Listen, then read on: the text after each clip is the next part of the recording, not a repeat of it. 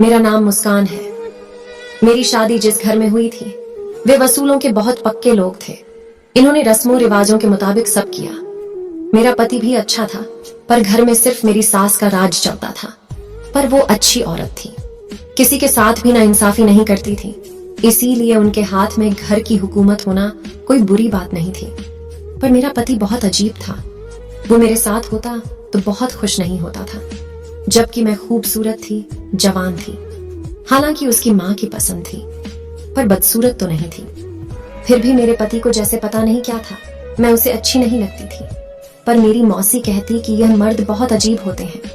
बीवी चाहे काली हो, बदसूरत हो, बदजुबान हो, उनकी पसंद की ना हो, उसे उनको मोहब्बत भी ना हो, फिर भी अपना हक नहीं छोड़ते हैं। चाहे दिन भर बीवी से झगड़ा करे, पर रात होते ही इन्हें याद आ जाता है कि ये तो मेरी बीवी है, इस पर मेरा हक है। मेरी मौसी की बात सही थी। मुझे भी 2 महीने बाद पता चला मैं तो माँ बनने वाली हूँ।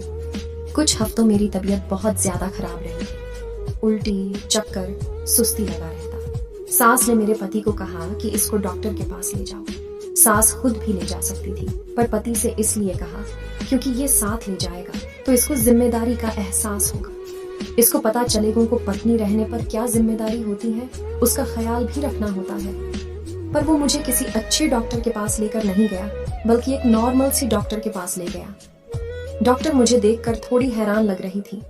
उसने मेरा चेकअप किया और कहा, आपकी तबीयत तो बहुत खराब है। जैसे जैसे दिन आगे बढ़ेंगे तबीयत और खराब होती जाएगी। मैं परेशान हो गई। डॉक्टर ने कहा, आपके पास 24 घंटे कोई ना कोई ऐसा होना चाहिए जो मेडिकल को समझता हो, ताकि अगर अचानक आपकी तबीयत खराब हो जाए तो वो आपकी मदद कर सके। बात तो उनकी ठीक थी। मेरे पति ने भी कहा कि ये अच्छी बात है, इसीलिए उसने हामी भर दी। मैंने भी कहा कि ठीक है। डॉक्टर ने नर्स को मेरे साथ रहने का काम दिया। वही नर्स जो मुझे देखकर काफी हैरान की थी और बहुत खूबसूरत थी। उसका नाम शालिनी था। उसे घर का पता दिया, पैसे तय किए और उसका फोन नंबर लिया। डॉक्टर ने उसकी गारंटी भी दी थी। वो दिन रात हमारे साथ ही रहने वाली थी। घर आए तो सास को सब बताया। ये पहला काम था जो मेरा पति बहुत जिम्मेदारी से काम कर रहा था। शायद उसे एहसास हो गया था। अगले दिन सुबह सुबह शालिनी घर आ गई। उसे कुछ सामान के साथ मेरे कमरे के सामने वाला कमरा दिया गया, ताकि मुझे उसकी जरूरत हो तो मैं उसे आसानी से बुला सकूं। मेरी नंद ने बातें की। बड़ा ख्याल रखा जा रहा खानदान का बच्चा पैदा कर रही है। बच्चा है तो मेरी सास ने कहा कि वो इस खानदान का बच्चा पैदा कर रही है। बच्चा पैदा करना कोई आसान काम नहीं होता। पहले बच्चे की बारी तो और भी ज्यादा तकलीफ होती है। जब तुम माँ बनोगी तो तुम्हें पता चलेगा, इसलिए ज्यादा बातें नहीं करो। मेरी सास तो वाकई दबंग औरत थी। सब कुछ ठीक था। मेरी तबीयत खराब हुई। दिन रात की ड्यूटी पर ये कोई छोटी बात तो मेरे लिए पर्सनल नर्स रख दी गई। वो भी नहीं थी। मैं पूरी तरह से बेड रेस्ट पर थी। शालिनी भी अच्छी थी, मेरा बहुत ज्यादा ख्याल रखती। पर एक रात जब अचानक मेरी तबीयत खराब हुई तो मैंने उसे आवाज दी। मैं उसे पुकार रही थी, पर वो नहीं आ रही थी और कमरे में मेरा पति भी नहीं था। मैं उठकर उसके कमरे की तरफ गई तो भी नहीं थी। मुझे गुस्सा आने लगा कि ये है कहां। फिर अचानक से वो कहीं से आ गई। मेरा पति भी हमारे कमरे से आया। मैंने पूछा, आप कहाँ थे? तो कहने लगे, मैं बाथरूम में था। शायद ठीक कह रहे थे, क्योंकि मैंने उन्हें वहां तलाश नहीं किया था। जो भी हो, शालिनी ने मेरा बीपी चेक किया, मुझे दवाई दी तो मेरी तबीयत कुछ बेहतर हो गई। फिर मैं सुकून से सो गई। पर मेरे पति के चेहरे पर ज्यादा फिक्र या परेशानी नजर नहीं आ रही थी, बल्कि आजकल मेरा पति बहुत खुश रहता था। आजकल उसके चेहरे पर एक अजीब तरह की मुस्कुराहट थी। सब कह रहे थे कि शादी करके खुश है, जबकि मुझे पता था कि इसे शादी से कोई खुशी नहीं मिली।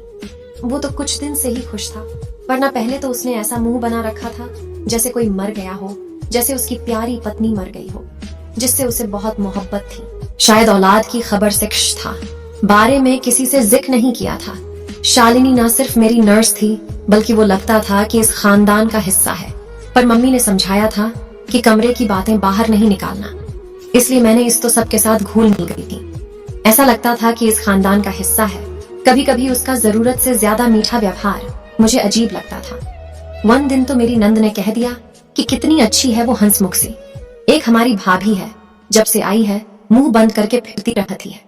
मैंने उससे कहा कि सबका अपना मिजाज होता है, तुम्हें इस तरह की फिजूल बात नहीं करनी चाहिए। मेरी सास ने भी कहा कि ऐसा नहीं कहना दोबारा। न जाने मेरी नंद को मुझसे इतनी नफरत क्यों थी, पर मुझे उससे नफरत नहीं थी। इस बात का सबूत यही है कि मुझे पता चला कि उसका किसी के साथ चक्कर चल रहा है। फिर भी मैंने ये बात किसी को नहीं बताई, क्योंकि ये इस घर की इज्जत का सवाल था और मैं नहीं चाहती थी कि मैं शिकायत बताऊं और वो मुझे सबके सामने झूठा साबित कर दें, क्योंकि आजकल की लड़कियों का तो पता है, बहुत चालाक होती है। यूं सबके सामने मेरी ही बेइज्जती होनी थी, इसीलिए मैं खामोश हो गई और इस चीज पर कोई बात नहीं की। मैंने उसको उसके हाल पर छोड़ दिया और अपनी जिंदगी में मसरूफ हो गई।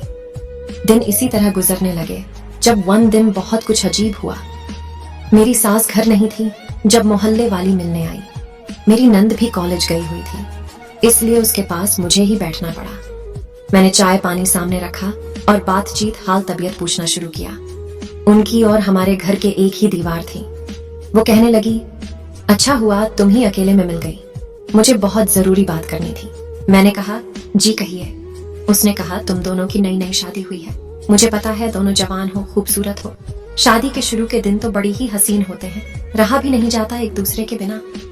मैं हैरान हुई कि ये आंटी किस तरह की बातें कर रही है।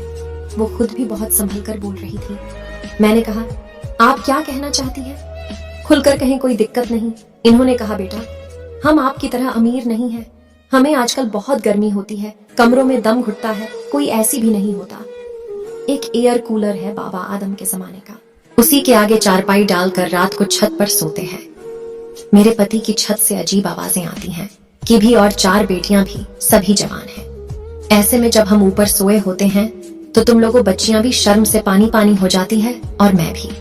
हम लोगों को सोने दे, आप लोग अपनी जगह बदल लें। मैं उसकी बात सुनकर हैरान रह गई कि ये औरत क्या कह रही है, कौन सी आवाजों की बात कर रही है। मैंने कहा, आंटी भगवान से डरे, ऐसी कोई बात नहीं है। मैं तो आजकल बीमार है, कमरे से बाहर भी नहीं निकलती। उसने कहा, मैं बात नहीं करना चाह रही थी कि तुम शर्मिंदा ना हो, बस इस बारे में कुछ सोच लो। अच्छा नहीं लगता बेटी, तुम भी मेरी बेटियों की उम्र की हो, इसीलिए प्यार से समझाने चली आई हूँ। बाकी मेरी बात का बुरा ना मानना, नई नई शादी है, दोनों खूबसूरत हो। भगवान तुम दोनों की प्यार को यूं ही बनाए रखें। वो वहां से जल्दी जल्दी में चली गई। मैं हैरान रह गई, इन्होंने मेरी बात ही नहीं समझी। छत पर एक पुराना कमरा था जहां कबाड़ रखा जाता था, हम वहां क्यों जाएंगे? मेरा पति तो मुझे मेरे कमरे में भी नहीं बुलाता था, मेरी तरफ ठीक तरह से देखता भी नहीं था। इतनी मजबूरी कौन सी थी कि हम कोई ऐसी वैसी बात करते। मैं तो हैरान थी कि शायद इनको कोई गलत फहमी हुई है, शायद आवाज किसी और घर से आ रही थी। हमारी नई नई शादी तो हुई थी, पर इसका मतलब यह नहीं था कि हमने सिर्फ शादी की थी। इस मोहल्ले में सिर्फ हम दोनों ही नहीं थे, दूसरे लोग भी रहते थे। पर बात थी गौर करने की, कहीं ये सब मेरी नंद की पकाई हुई खीर तो नहीं, वो किसी को घर बुलाती हो। तौबा तौबा, क्या वो इस हद तक गिर सकती थी कि किसी को रात को छत पर बुलाती थी? पर आजकल ये सब आम था। जैसे एक झूठ को छुपाने के लिए 100 झूठ बोलना पड़ता है, वैसे ही एक बुराई आगे 1000 बुराइयों की तरफ ले जाती है।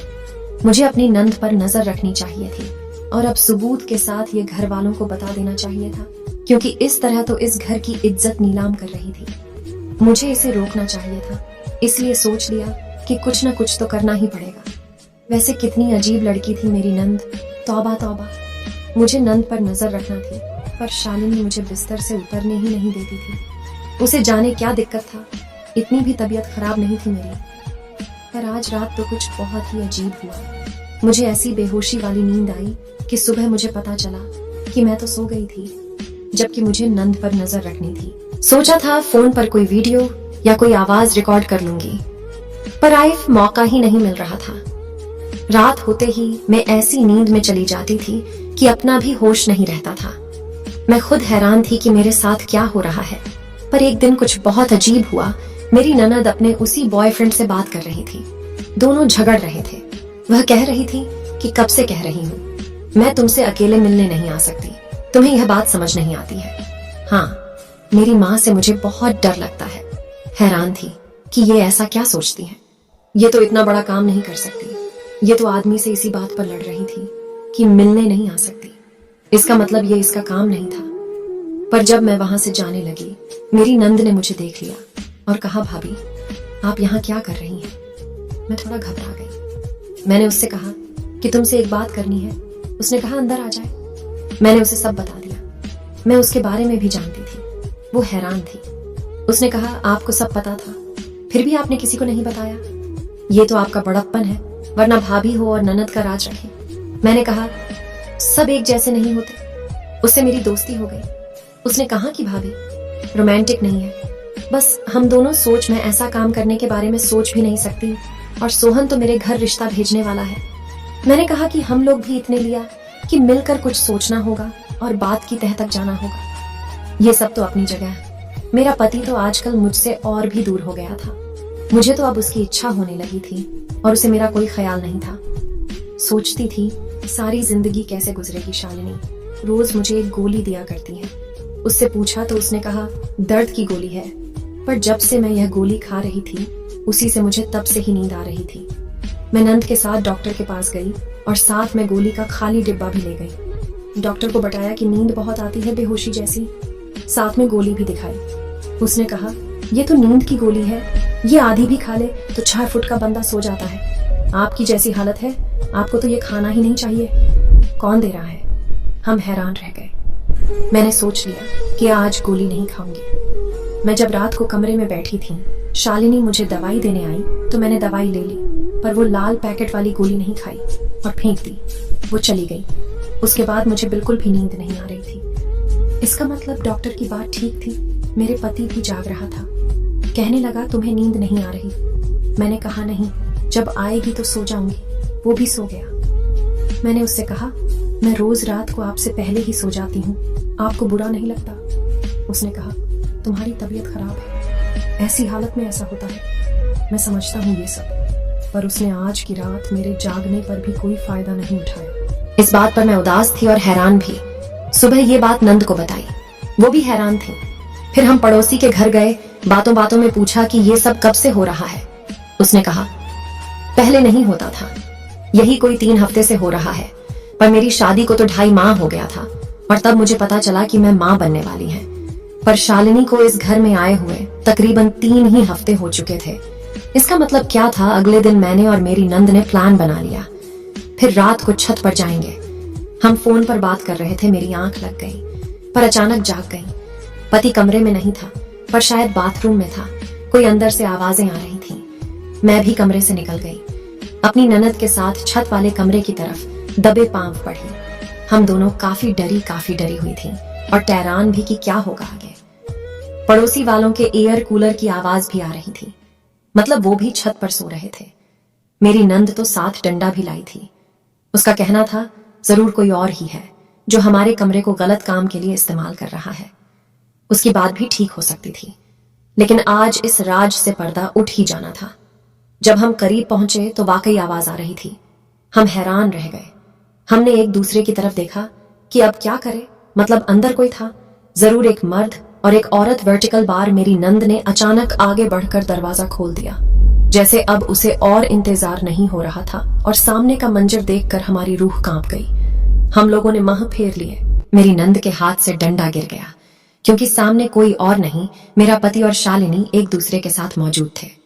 मैंने तो रोना शुरू कर दिया। मेरे दिमाग ने काम करना बंद कर दिया। ननद ने चिल्ला चिल्ला कर सास को बुला लिया। थोड़ी देर बाद घर का माहौल अदालत जैसा था। मेरा पति और शालिनी किसी मजरिम की तरह खड़े थे। मैंने आज सब कुछ बता दिया कि मेरे पति का व्यवहार कैसा था। नर्स मुझे नींद की दवाई दे रही थी, जबकि इससे मेरी पड़ोसी वाली बात भी। मेरी सास ने कहा जान को खतरा भी था। सब कुछ बता दिया। अब तुम दोनों सच बताओगे कि मैं पुलिस को बुला लूं? मेरी नर्स डर गई और सब बताने लगी। उसने कहा आपका बेटा और मैं एक दूसरे से प्यार करते हैं, पर मेरी जात नहीं मानेगी। आपने अपने बेटे की शादी कर दी, पर हमारी मोहब्बत को सुकून नहीं, बात का कुछ पता नहीं। माँ बाप ही नहीं है सर पर, इसलिए इसको यकीन था कि आप था। फिर हमने एक प्लान बनाया। डॉक्टर ने जानबूझकर कहा आपकी बहू को 24 घंटे एक नर्स की जरूरत है, जबकि ऐसा कुछ नहीं था। वो डॉक्टर भी हमारे साथ मिली हुई थी। हम दोनों ने एक ही घर में रहने के लिए ये सब किया। आपकी बहू को मैं नींद की गोल देता थे ताकि उन्हें ना रहे, और रात को उसका पति उसके कमरे में नहीं होता। ये हम दोनों का प्लान था।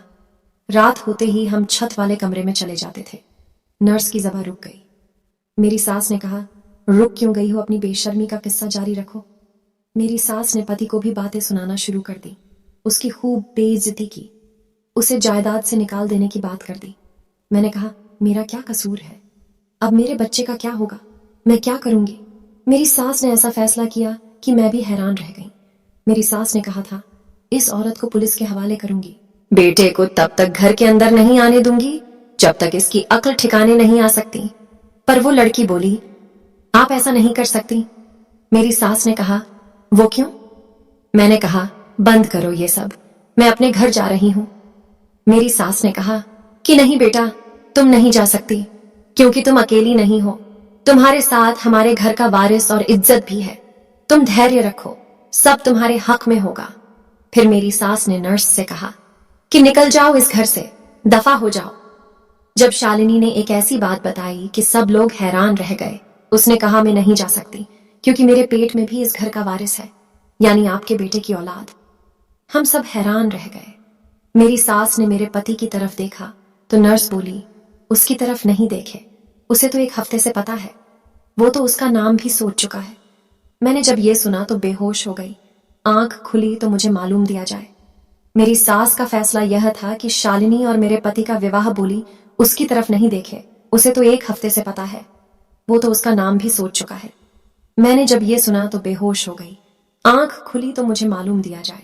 मेरी सास का फैसला यह था कि शालिनी और मेरे पति का निकाह करवा, और ये बात सच है क्योंकि इसमें बच्चे का कोई कसूर नहीं था, वो भी इसी घर में रहेगी। मैंने अपनी सास से कोई नाराजगी जाहिर नहीं किया था, क्योंकि वह अपना फैसला सुना चुकी थी और निकाह भी हो चुका था। मुझे किस बात की सजा मिली पता नहीं। वो तो बुराई करके भी जीत गई और इस खानदान की बहू बन गई। पर उसके यहाँ बेटी पैदा हुई और मेरे यहाँ बेदा, फिर भी इस बात से क्या फर्क पड़ता था? तो मेरी सौतन बन गई, वो जीत गई। मेरा पति तो उसी का दीवाना था। मैं अपनी सास से नाराज थी कि उन्होंने ठीक फैसला नहीं दिया। एक बुरी चरित्र की औरत का और मेरा घर एक कर दिया। उसकी और मेरी जिम्मेदारी भी एक जैसी थी। वो भी इस खानदान की बहू थी, सब उसे जानते थे। उसे बह वाला मान और इज्जत मिल रही थी। मैं मेरे सास से और भी नाराज रहने लगी, बात करना भी छोड़ दिया। पर वो कहती थी, तुम मेरी उद्देश्य नहीं समझती, 1 दिन तुम्हें समझा आ जाएगा। फिर कुछ अजीब हुआ, शालिनी ने किसी और के साथ चक्कर चला लिया। इस बात की खबर सबसे पहले मेरे पति को हुई। जब उसने बात करने की कोशिश की कि उसने ऐसा क्यों किया, तो वो इससे पहले ही घर से भाग गई। अपनी बेटी और मेरे पति को छोड़कर अब उसकी बेटी की भी मैं ही माँ बनकर पालने लगी। मेरे पति ने भी मुझसे माफ़ी मांगी और मेरे करीब आ गया। मेरी सास ने कहा, वह एक बुरे ख्याल की लड़की थी, अगर उसे उस वक्त निकाल देती तो मेरा बेटा भी उसके पीछे चला जाता, उसे माम समझकर। पर मैंने ऐसा नहीं किया। उसे बुरे चरित्र की आदत थी, वह इस माहौल में नहीं रह सकती थी। उसने वही किया जिसकी उसे आदत थी और भाग गई। इस तरह मेरे बेटे के दिल से भी उतर गई और सब कुछ लिया। आज मेरा एक बेटा है और एक बेटी ठीक हो गया। मेरी सास की दरंदेशी को नमन, उन्होंने बहुत ही समझदारी से काम लिए। आज उनकी कारण आज हमारा परिवार एक है और हम सब बहुत खुश हैं। दोस्तों, कहानी कैसी लगी कमेंट्स बॉक्स में जरूर बताएं। वीडियो को लाइक शेयर जरूर करें और चैनल